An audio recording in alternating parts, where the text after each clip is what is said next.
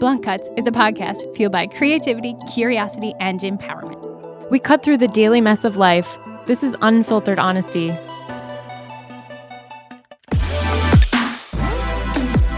Park your passive at the door. This is Blunt Cuts.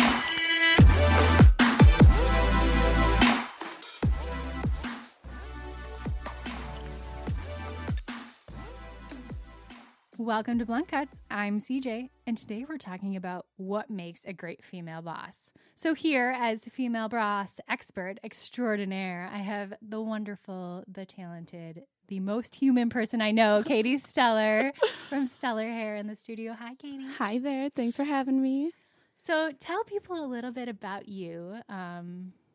Yeah, I mean, for me, I own a salon. I've been a business owner for 5 years.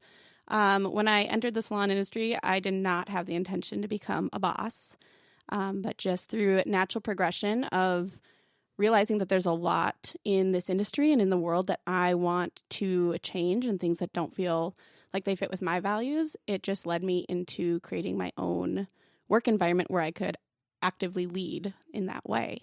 Well, I'm so excited to have you here for this episode because honestly, I know some of Katie's team members, and the way they talk about Katie, it makes me want to come work at Steller Hair, but I don't know how to do hair or makeup or anything really beauty-wise. I could maybe answer a phone, but I'm not really good at that either. So I don't know, but it makes me want to work for you. Oh my God. So. Well, we would totally make a position for you because that's honestly how I end up hiring is I hire the people. I don't necessarily hire somebody just to do a job. I hire them because I want them as a person in my space. Amazing. Already sharing secrets.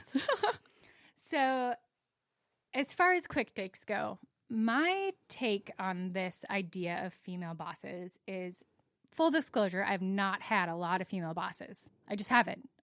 However, the ones I have had were absolutely awful. Demoralizing, gossiping, they divide the team versus bringing them together, and I don't understand this, so why, just why? I mean, the few female bosses that I've had, I have honestly felt the same way. As far as even if they weren't necessarily involved in the gossip negative nature, they also weren't taking a stand to make it end or challenge that at all. And so you just didn't feel that support. And so for me, going into becoming a boss, there really wasn't a blueprint. There wasn't this pathway that was paved for me that I decided this is how I'm going to go. Every day I had to wake up and just be like, what type of person do I want to be? What are my values? What are my core beliefs? And how do I implement that in every interaction that I have? Isn't she amazing, everyone? I love you, Katie. I love you. Come work with me.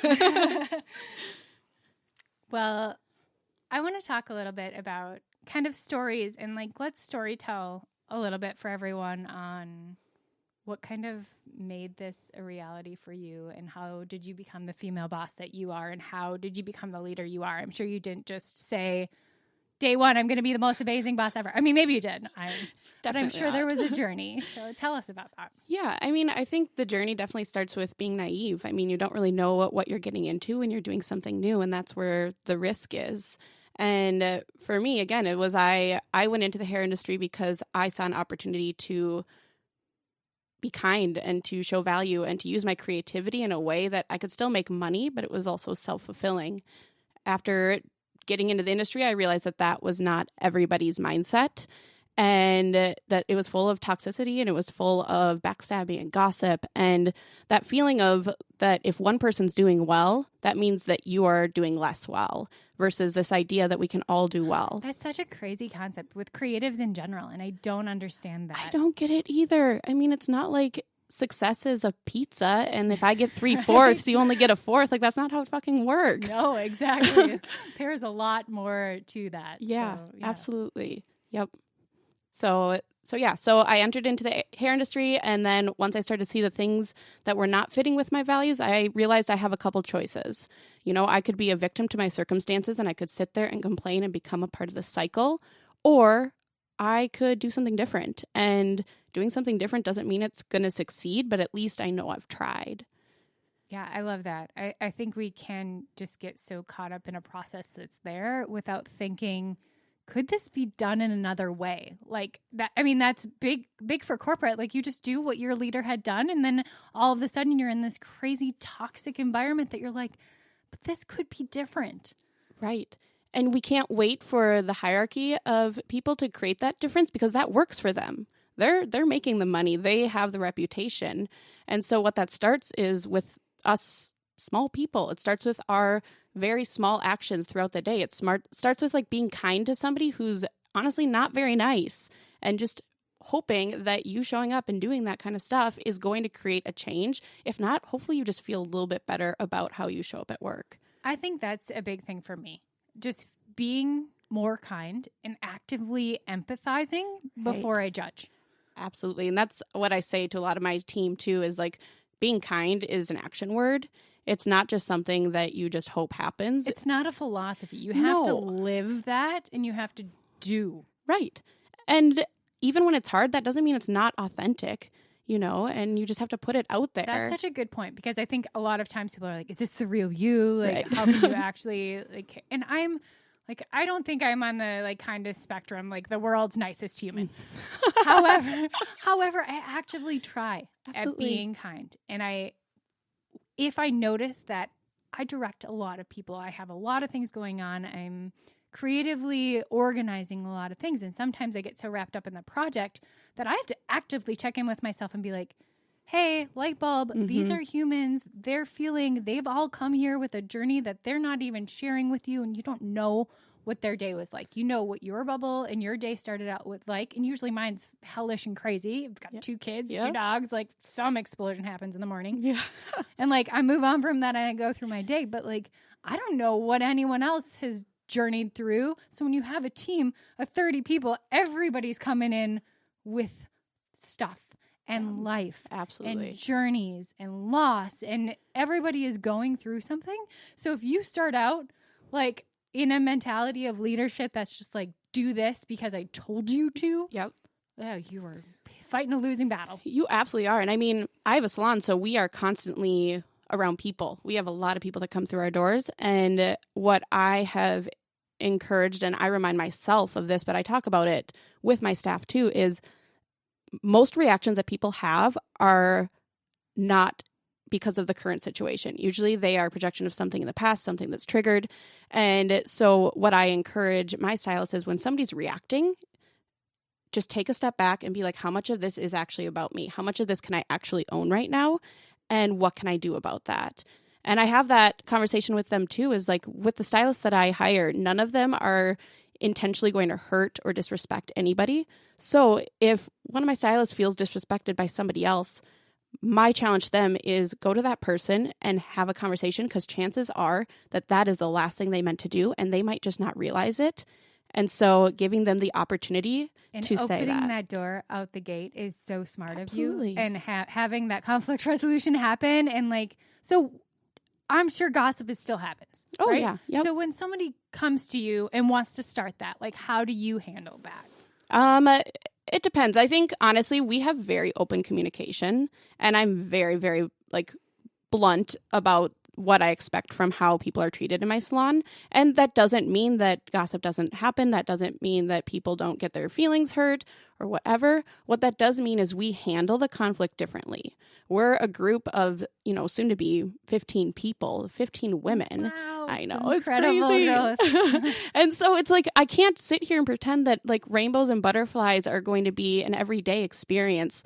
And so what I've realized and I value in relationships is if you can have the hard conversations, that make the good ones even better, because it creates this trust that if you can go to somebody and say, hey, that really hurt, and they can come to it in a place of like, oh my God, I'm so sorry, I will be more intentional next time.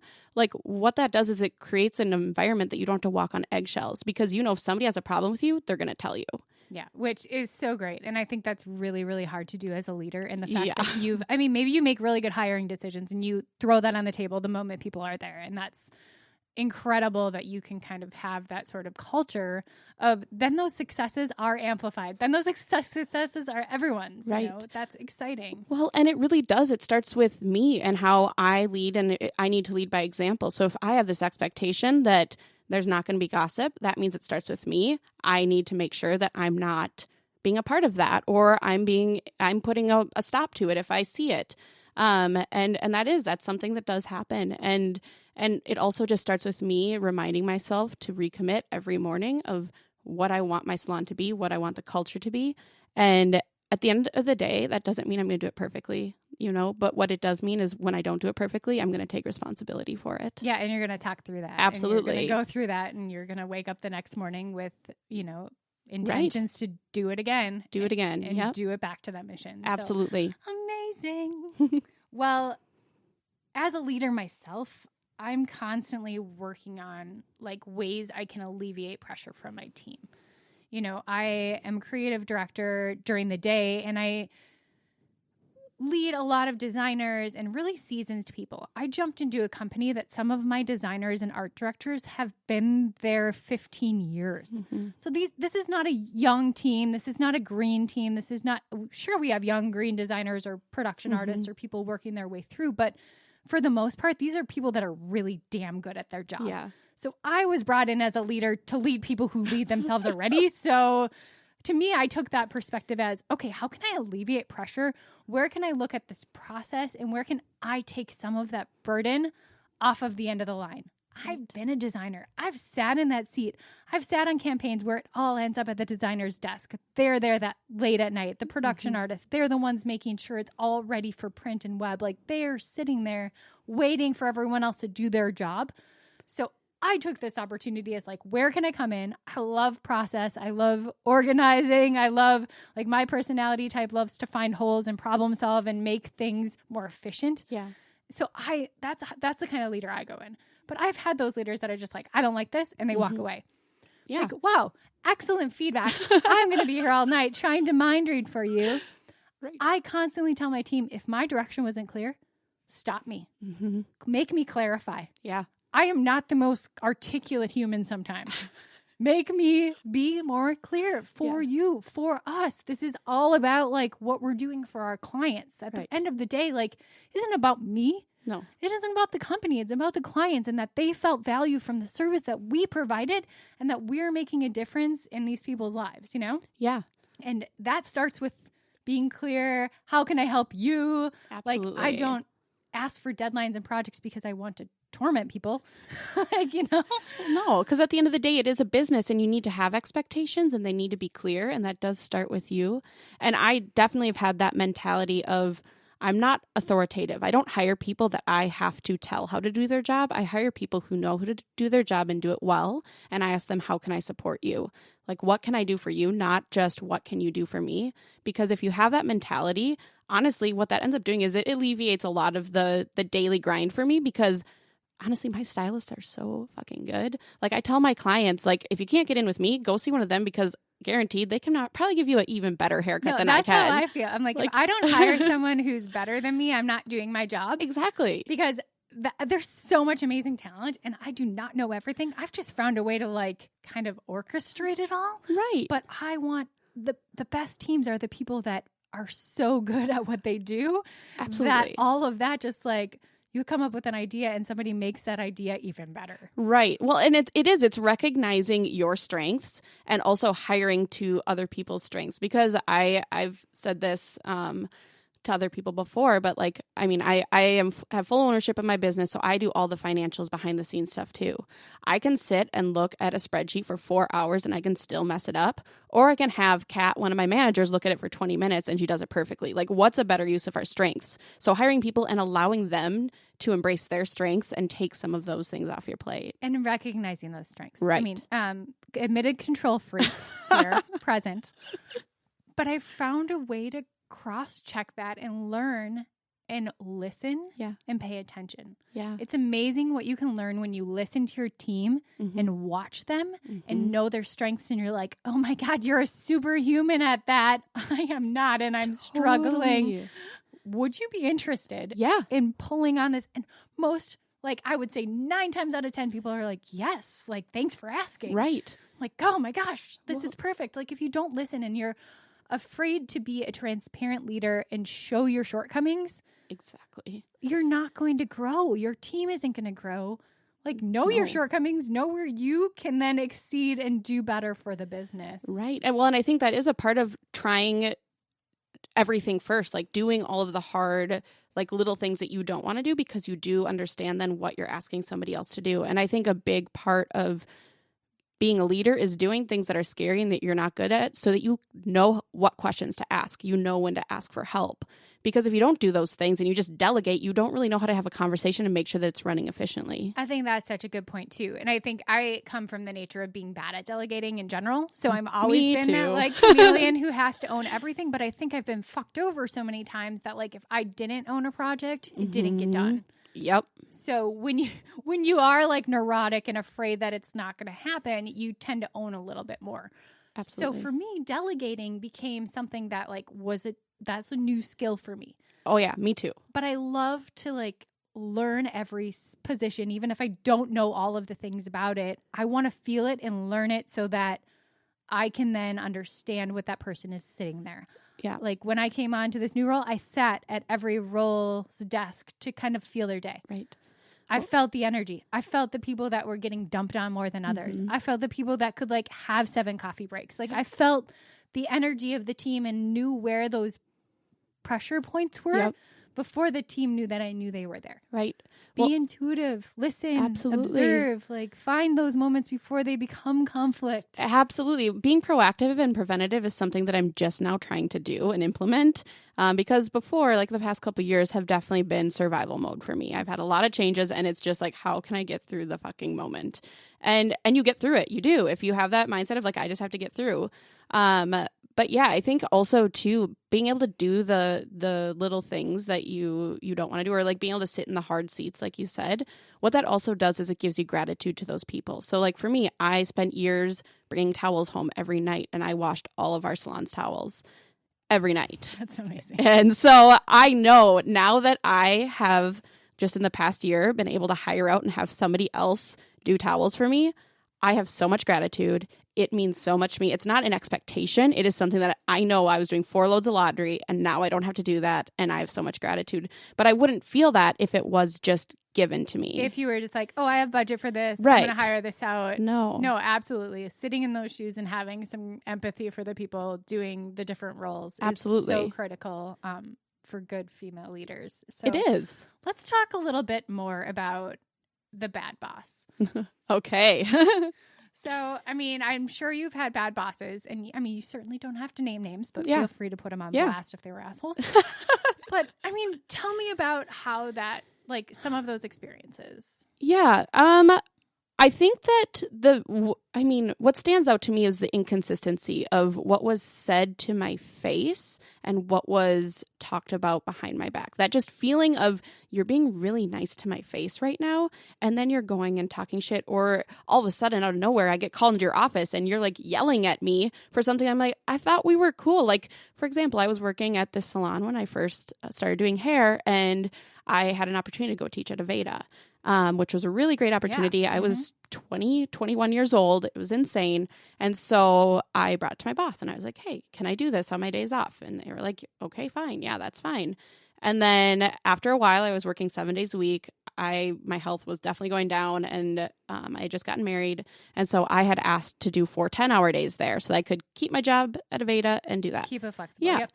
I ended up getting screamed at, and I ended up being told, like, now that I know the type of educators that they hire there, I would never send my daughters there, and like, you're incompetent and blah blah blah and all this stuff, to the point that like I was hyperventilating in her office.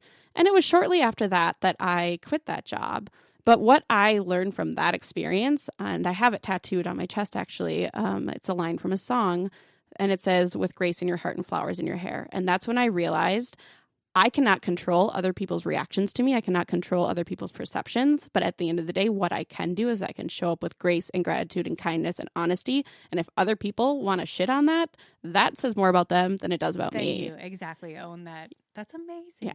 No, I have had some shitty bosses too. Yeah. And I think as females, let's do better. Right. Let's do better, okay? You know, we have this opportunity, especially now. 2018 is our year, ladies. Oh, fuck yeah. Like, be kind, Yes, be supportive, it's not that support each other. hard. It is not It's way harder to be mean and hard. an asshole. And I can't imagine this double life that a lot of leaders that I've had live. Right. Like how exhausting to be one way to me and to my face, but then some way to the other executives in the team differently. And oh, by the way, when you talk shit, the realness comes out. Right. Absolutely. Surprise. Like you're not hiding anything. That person knows you're talking about them. And then they're double confused when you come and you be like super nice. Oh, You've lost any ounce. Be authentic. You've lost any ounce of integrity the moment you start doing that they shit. don't trust you. And I think for me, like integrating both like the business and the personal, I mean, obviously I'm very intertwined in my business. Like it's personal to me. And yes, I have to have boundaries about like finding the business and personal boundaries. But it also isn't a hard line. It is a gray area. And I think what I realized over the past couple of years, I experienced a lot of rumors about me that were very public. I experienced a lot of negative talk about the type of person I was and the type of leader I was.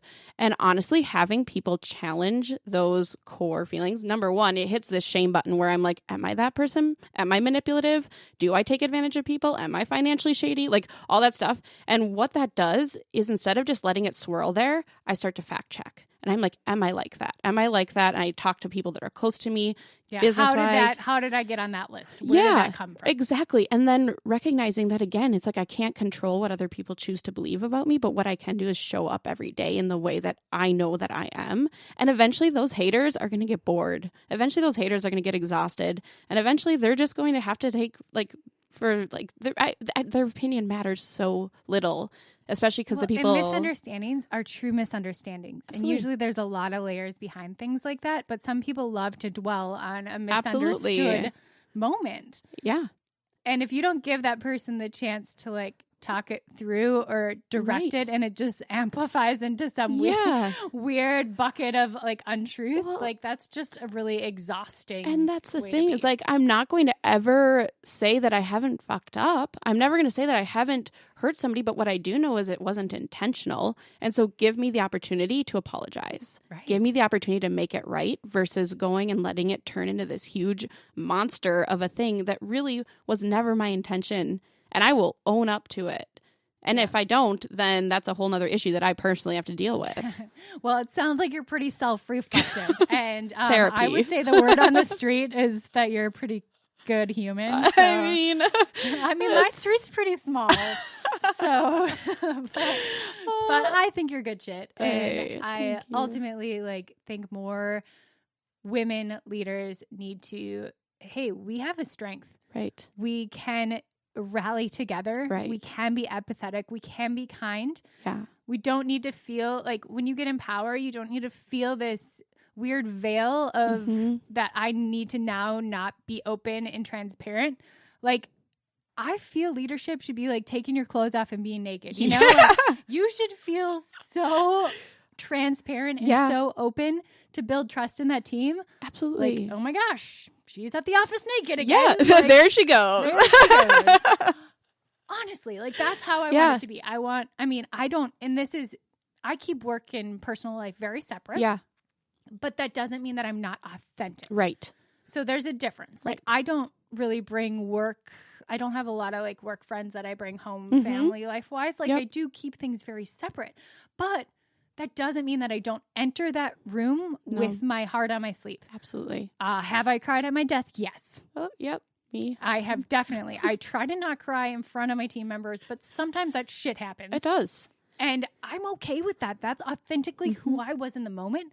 And removing that veil allows the team to feel that they can release. Absolutely. Well, it gives them the safety to realize that they can do that and they're going to be okay. They can be transparent as well and they're going to be okay. Yeah. And I mean, I will challenge someone if they're like, oh, I'm too busy. There's too much on my plate. I'll be like, I saw these 3 ways you could be a little more efficient. Well, and I think I will guide. Yeah, absolutely. Well, and I think that that's where the business expectations do come in. Like, yes, I am a feeler. I'm transparent. I am very genuine and authentic with my team, which means that I share parts of my personal life with them and with the broader community too. And it's like, I've put a lot of shit out there that I'm like, okay, yes, I wish I could have dialed back just a little bit.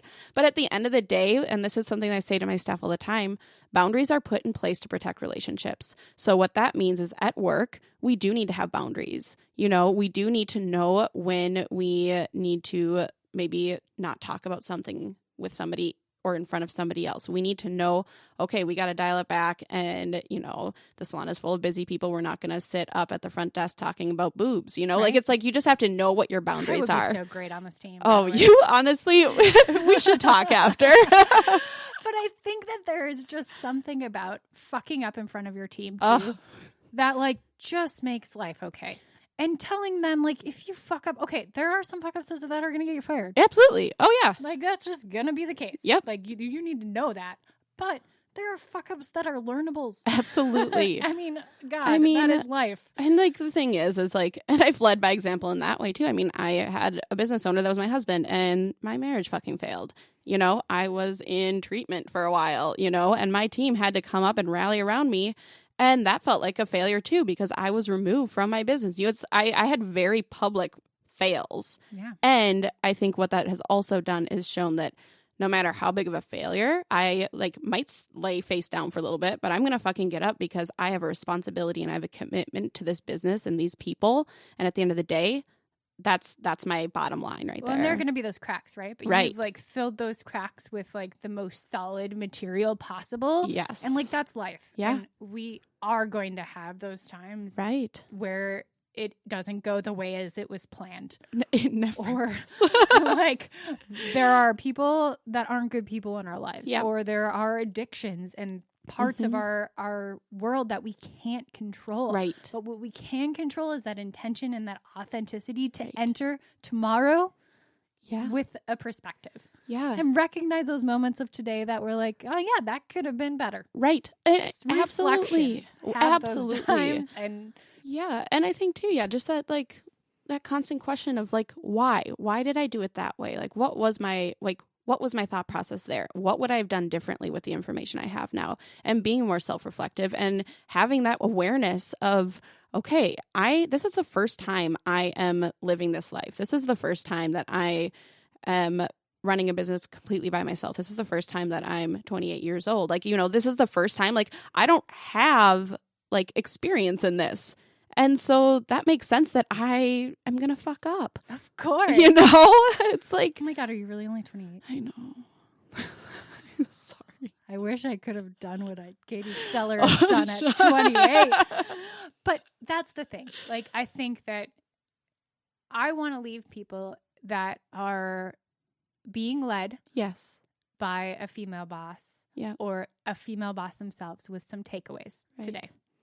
So for me, one of those amazing lessons learned is that I now, 34,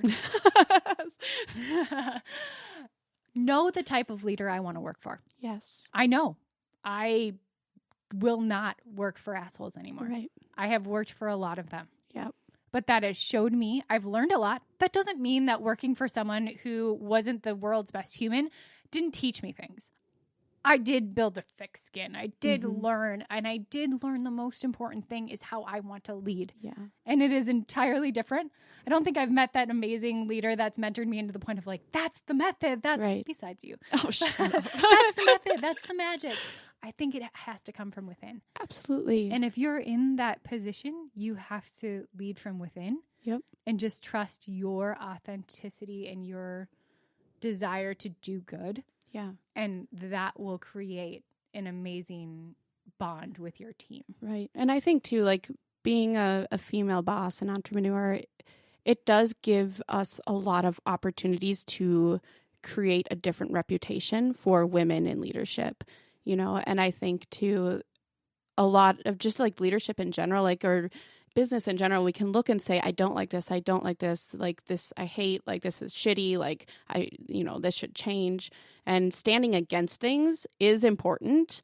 And it also doesn't fix the issue. So then kind of taking a step back and being like, this is my long laundry list of things that I wish would change. So what do I stand for? What do I care about? What do I want this to look like? And having that shift of mindset creates a lot of room to, like I said, lead by example. Yeah, and act on that mindset Yes. shift for sure. I mean, I will say that, like I said, my team currently, a lot of my team is older than me. Yeah. You know, and that's empowering and daunting at the same time. Absolutely. Because, you know, you're like, oh my gosh, what could they possibly learn from me? But the feedback that I get from the older members of my team are like, you're willing to go to the table and ask. Yes. You're willing to make a shift and a change in the right direction. Mm-hmm. Like, that is a leader. It is not a box that you check. It is not a age limit. Like, there's, like, I've been inspired by so many amazing young women around me. Like, some of them not even graduating high school yet. You know, I'm like, you are a leader and you are teaching me. Yeah. So don't be afraid to learn from other leaders and support each other.